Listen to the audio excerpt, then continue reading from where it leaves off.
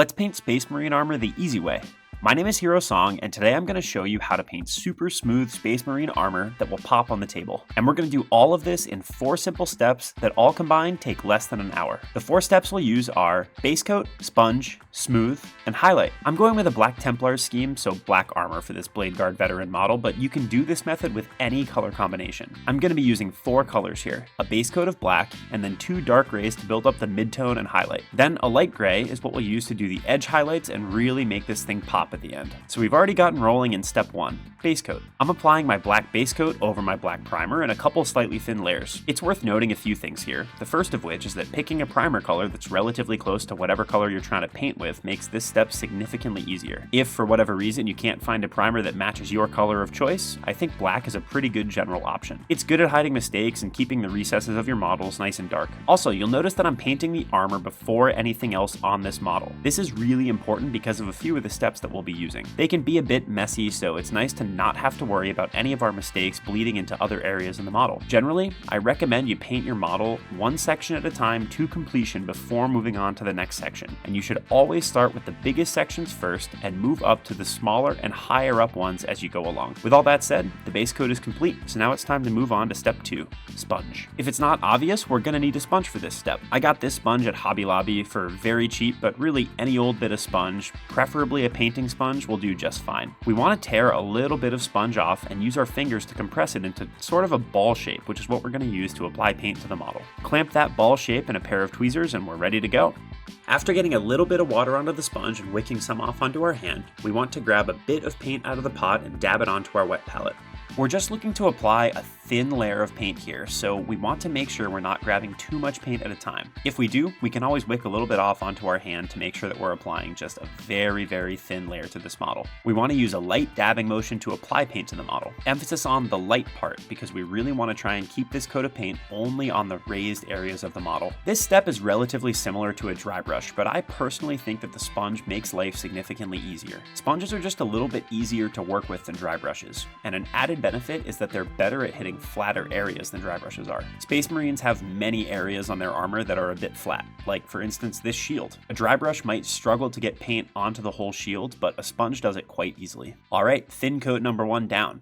Now it's time for thin coat number 2 using our next shade of paint. We're going to use an identical process here, applying a thin, light coat of paint to the model with our sponge. You may notice that this coat goes on a little bit brighter and harsher than the last one, which really is a result of it being just a brighter color applied to a darker one. The harshness will go down as the paint starts to dry, and we're also going to take care of some of that in the next step. With that said, our model is starting to look pretty good after very little effort. This only took a few minutes. You could absolutely call the shading good at this point, move on to edge highlighting, and have a great looking model on the tabletop. But with just a little bit more effort, we can really elevate this model from cool to amazing. We'll do that with step 3, smooth. We have a color transition built up, but the sponge by nature leaves a little bit of a stippled pattern on the model, and I'd rather things look a bit smoother. We can use a brush to add a thin layer of our brightest color to the spots on the model that look the brightest from the sponge coat. The sponge applied a great guide for us to follow, since the sponge layer only hit the most raised areas of the model, so we know exactly where the light would be catching this thing the brightest. It's important to use a thin layer here so that we don't wipe out any of the blending that we did with our sponge. Don't worry if things start looking a little bit bright, because we're going to go ahead and fix that now. We're going to switch colors and go back to our midtone and start doing basically the same thing we just did again, applying a thin layer of paint to the model, this time trying to hit the edges and transition areas of the light gray.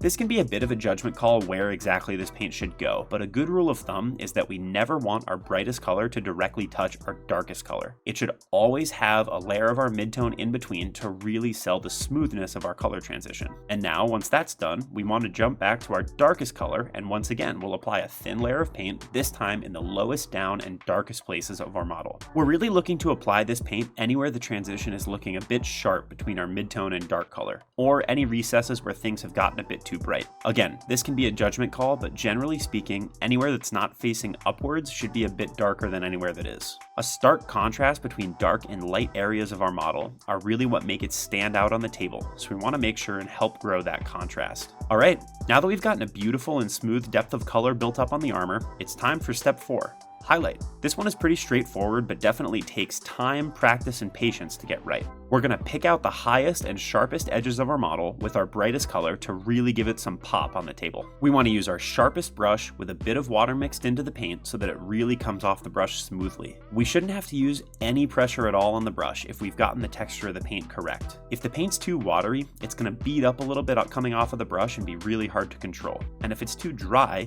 you're going to have to really apply pressure to the brush and it's going to be, again, hard to control. If you find either of those things happening, make sure you go back to your palette and try getting the paint consistency right again. It's really important. If you make a mistake here, not a problem either. We can always take a large wet brush and try to wick the mistake off of the model. But if that doesn't work, we can usually apply a bit of our bright mid-tone to the area and cover the paint. Generally, we're going to be highlighting in the same areas that are already bright to begin with, so our light gray is usually a good choice. But again, this can be a judgment call what color you should use to cover up the mistake. If edge highlighting really isn't your thing, that's okay too. A smooth paint job like this will look good enough on its own, but I definitely think that a little bit of this work goes a long way. If you only have enough patience to do one small piece of the model, always start edge highlighting with the face. Humans are hardwired to look at things in the eye, so adding some extra visual interest to the facial area of a model is extremely important. All that said, I personally think this is the most important step when trying to create extremely cool models, so it is absolutely worth the practice to get it done right. And with that, the armor is all done and really starting to look amazing. We've got a smooth, really awesome color transition built up that'll catch people's eyes on the table